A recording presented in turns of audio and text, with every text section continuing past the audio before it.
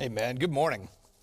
My name's Will. I'm one of the pastors here. I appreciate that Karen said earlier about the pajamas and Pop-Tarts stay over there, that if you've been part of this church at all, I have no control over what people wear here, like at all.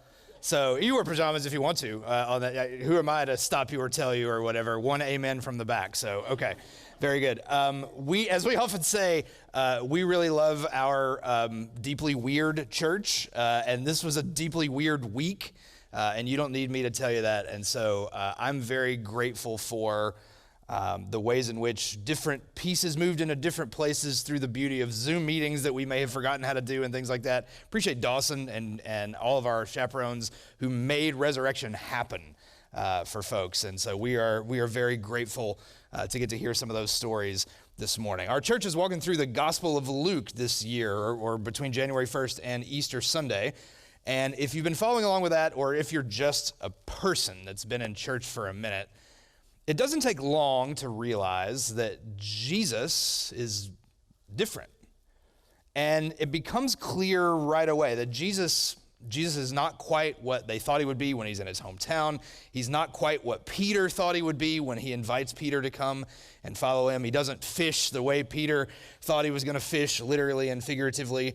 And when we start seeing Jesus interact with the religious leaders, when we start seeing Jesus interact with the powers that be, it becomes clear very quickly that this is a different kind of Messiah than they might have had in mind, because this Messiah eats with sinners and heals on the Sabbath. Jesus is different, but different by itself is never enough. Jesus is different, but he's never different just for the sake of being different. Different by itself can't just be the thing. Again, you know this. We've just lived a week and a half of different, right? How long do you think it's going to be before we're like, do you know what Knoxville needs is just a big old snow? Like, how many years, there's none of us, right, that would say, let's just go for it. Let's just ice the roads all the time and just make the adaptation and just go for it and see if we want to live that way. We don't want to live that way, right? Different can't just be different. For something, for anyone, whether a religion, a person, a teaching, whatever, it can't just be different. For something to truly make its mark, a significant, eternal kind of mark, something can't just be different. It can't just be new. It has to be true.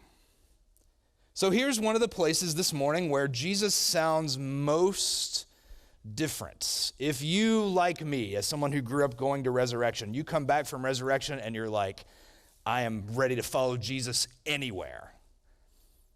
Let's see if we can follow him here. Here's Luke 6. To you who are listening,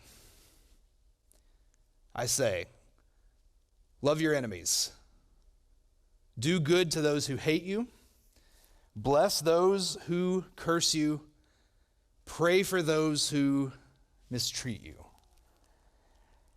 Because it's not just that Jesus is different than what his hometown friends thought or what the religious leaders thought. Jesus is different than what human beings think when we are left to our own devices. This is different. But a thing can't just be different. It has to be true. Is this true? Is this better? Is this life? The human being version of this, right, is usually hate your enemies, do bad to those who hate you, curse those who curse you, mistreat those who mistreat you, right? And it's not like, as a fellow human, I get it. It's not hate everyone, right? It's hate, why do you hate them? Well, they hated me first, right? It's hate those who hate you, do bad to those who do bad to you, this sort of thing. I don't think the human instincts of this make us bad people. I think it just makes us people. The alternative here is what the Old Testament calls eye for an eye, right? You do bad to me, so I'm going to do it to you in return. Except, as we often say, eye for an eye is never really how it actually plays out, because what we really want with eye for an eye is eye for an eye plus one. You did this to me, now I'm going to do it back to you plus a little extra so I can feel like I won.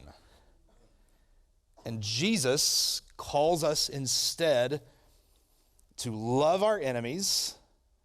And then Jesus does that thing where he takes love and makes it not just a feeling, but an action. Do good, bless, pray for. For Jesus, it's not just saying, don't hate your enemies.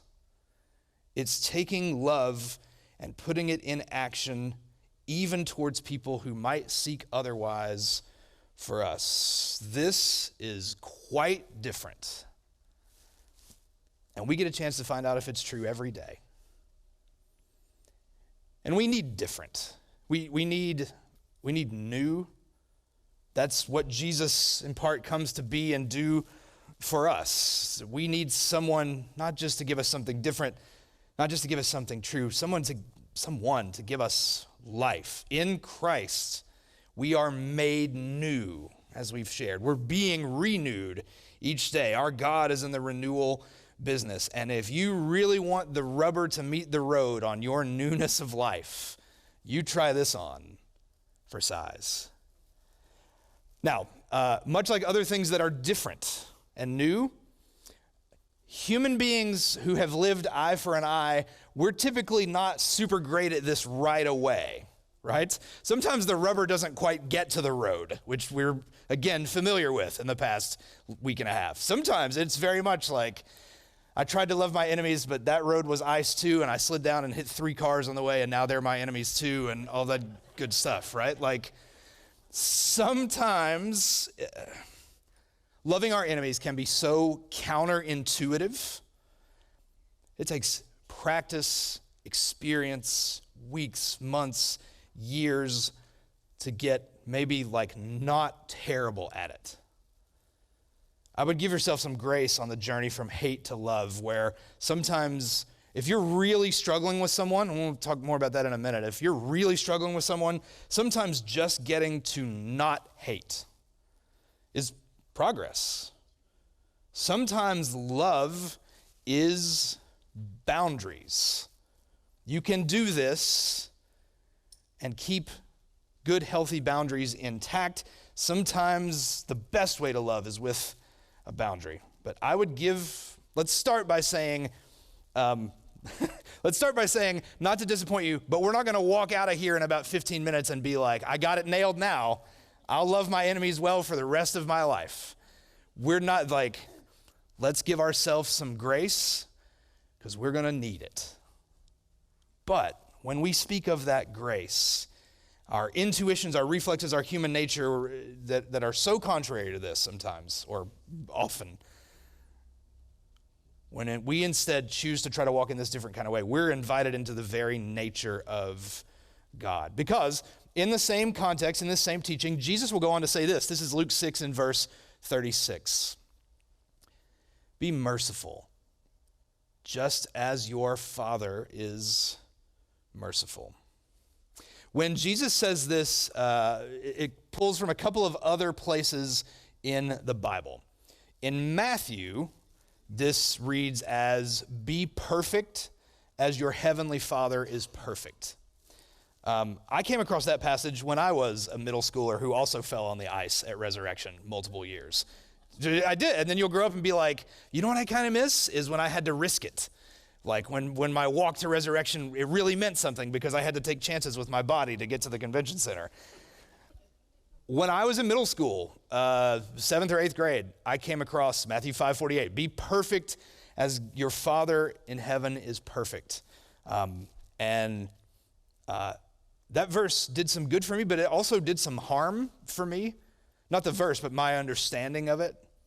Because be perfect as God is perfect sometimes leads us down a path where what we chase is like sinlessness. And while that is a fantastic goal, it's a misunderstanding of our continual need for grace. Be perfect as your Father is perfect. The Greek word for perfect, the New Testament originally written in Greek, the Greek word for perfect is a word that has much more to do with maturity than sinlessness. Not am I never doing something wrong, but not a static perfection, but a dynamic, growing renewal. But that statement and this statement really stem from Leviticus, way back in the Old Testament, where we're told to be holy because God is holy. And I like that idea too, but sometimes that can come off sounding like be religious because God is religious. And this, I think, is much more at the heart of what we're about. This idea that being like God, if we are going to live into God's way, do this because God is this way. That's far less about just staying away from something. It's far more about just not hating someone. And it's much more about taking those elements of his heart, mercy, compassion, grace, and living into them ourselves. That it is one of the ways we encounter the heart of God most, is to seek to be merciful because we believe God is merciful. Now, maybe for some of us, we don't like the word enemies. Maybe it's just not a word we use or not a word we think of. We're not Batman, right? We don't have like a rogues gallery of enemies. Maybe you do. Maybe you're like, would you like the list in alphabetical order? You know, that sort of thing. Like, so maybe you do, but maybe you don't. Maybe you're like, do I have enemies? How does that work? Whatever. And the beauty of that is Jesus gets this too. So if enemies is a word you struggle with, maybe this part will help put it into better context. Here's the next verse. This is Luke 6:37, where he says, do not judge, and you will not be judged. Do not condemn, and you will not be condemned. Forgive, and you will be forgiven. He goes on to say in verse 38, give, and it'll be given to you. A good measure, pressed down, shaken together, and running over will be poured into your lap, because with the measure you use, it will be measured to you. So if you have a hard time with the word enemies, or the idea of enemies, that's probably good, but it might be easier, it doesn't take us off the hook. Maybe it's just easier for us to think about, who do we judge, and who are we quick to condemn? Alan Culpepper, who wrote a great commentary on Luke, talks about that in this passage, Jesus is referring to something called the law of one measure. Back in more agricultural society where they had markets and things, almost everyone who went to market wasn't just buying something, they were also selling their own goods. So it wasn't like you and I, when I go to Walmart, or when Alex goes to Kroger, she doesn't bring our own stuff to be like, I will sell you 3 toothbrushes we found in our house if you will give me whatever. Back then, everybody, you were buying and selling. And so the rule of one measure was this idea that it's a good idea for the same party, whether it's the buyer or the seller, the same party makes all the measurements. So in this way, there's no temptation for when I'm selling something to be like, oh, well, this feels like about 2 pounds. But then when I'm buying something to be like, I don't know, this feels like about 2 pounds, right? And it's this idea that you can trust the measure that's been given to us, to trust in a good measure, pressed down, shaken together, and then still running over, poured into our lap, like we're catching grain, like give me all of that grain or whatever in our shirt. Trust that we have been given, trust that Jesus hasn't given us discount grace. Yeah? Jesus is not you ever open the bag of potato chips and it's 30% air? Yeah? Gee, you're like, I paid full price for this, Jesus. Jesus has not given us discount grace. So, we shouldn't give it to anyone either. Jesus has not given us discount grace, so we shouldn't offer it to someone else. And when we do, he'll go on to point out that this kind of thing quickly lends itself to hypocrisy. Here's verse 41 of Luke 6. Why do you look at the speck of sawdust in your brother's eye and pay no attention to the plank or the log in your own eye? How can you say to your brother, brother, let me get that speck out of your eye, when you yourself fail to see the plank in your own eye? You hypocrite. First take the plank out of your own eye, and then you'll see clearly to remove the speck from your brother's eye. Much the same way that we're invited to trust that Jesus is giving us a good measure of grace, we're invited to trust, or maybe just remember, that we're going to need it. Sometimes people will say, Sometimes people will say, I'm not a judgmental person, which always makes me want to say, well, I am, and you're a liar. And you're judging me, so that makes you a judgmental person. You're judging me for being judgmental. Welcome to just being a person, right? I assume that part of the truth of that story is that we're all walking around with something in our eyes. Now we see as but through a mirror dimly. Later we'll see face to face. We're all in need of grace. We can all see it a little better. The interesting thing about that analogy is if you have a log in your eye, you shouldn't be able to see anything. But it's very human and very true that even when we're blind to everything else, we are really good at seeing other people's faults. When Jesus says he's come to give sight to the blind, don't miss that that's going to include this type of blindness and this type of sight. When Jesus describes the Pharisees, blind is the word that he used most often.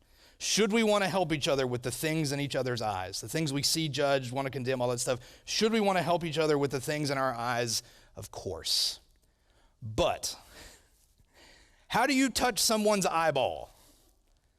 Very, very, very gently, right? It is not helpful to be like, you got some in your eye, let me get in there real quick, and I'll just get it like very, very carefully. Because not only will an eye for an eye make everyone blind, so will this. So will, I was trying to love them, and now I've stabbed them in the face. Let's bring it back to where we started. Who are your enemies? Who do you judge? Who are you quick to condemn? Is it true? Is it better? Is it life? Because all of us every week, if not every day, will have the opportunity to judge, the opportunity to condemn, the chance to view someone as an enemy. This is a challenge for everyone, including, this is in a section where Jesus is talking a lot about the poor and the oppressed, but it's not that Jesus is just on the side of the poor and the oppressed by default and they have nothing, like, do you know who knows who their enemies are really well? It's the oppressed. This is a challenge for all of us. We're all in need of grace, and we've all been given a good measure, pressed down, pouring over. You did not receive discount grace. Where are you most tempted to offer it to someone else? Who are you most tempted to stab in the eyeball in the name of trying to help? And let me just say, it's helpful in these, I find it's helpful when we think about enemies. Sometimes our brains go to large groups of people, and I get that. If we're like, listen, this is church, shouldn't lie in church, right? Sometimes when we're like, who do we judge? There's a percentage of this room where we're like, Democrats. And another percentage of this room where we're like, Trump, yeah? I've never met, like, it's more helpful to think about people that you actually know. Names and faces that you know and love and all of, or are trying to love or love better. Who do we judge? Who do we condemn? Who are we quick to say? Who this week where you're like, you know who I judge? Is people from the north that keep trying to tell me how to drive. Like, but I don't know a lot of those names and faces. I just know them as, memes and Facebook profiles. But how can we make this more personal to make it more transformational? Do you have someone in your life that you can say to, hey, I'm struggling with this person? Someone who is not then going to go tell that person, right? Or go tell 7 other people, did you know that Nancy's judging you? Like, not that.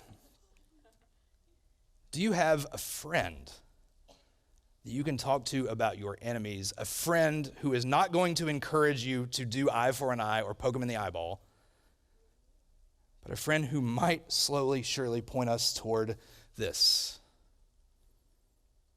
And then just maybe as we finish, if love seems like too much, maybe we could view this kind of in reverse order. If you are really deeply, truly struggling with someone, an enemy, those kinds of things, maybe we start with pray for. at the end. And not pray that they die, pray that they change their mind, pray that they radically become a different person by tomorrow when you have to see them at work. Pray for. Maybe that is where it has to start. Maybe you've got someone or a group of someones and you're like, okay, like I'm there, I can pray for. Maybe the step for you is moving to bless. That in praying, bless is saying, I am seeking to genuinely want good things for that person. Not just for them to cease doing bad things to me or people I love or whatever, but to genuinely seek good for that person. Then maybe if you're there, you're ready to be part of that good, to do good for someone who might actively seek otherwise. And one small step, one small prayer at a time, we might find ourselves on the road to love. If you have enemies in this church and someone randomly does something good for you this week, I hope you're not tempted to be like, wait, were you judging me? Are you condemning me? Are you?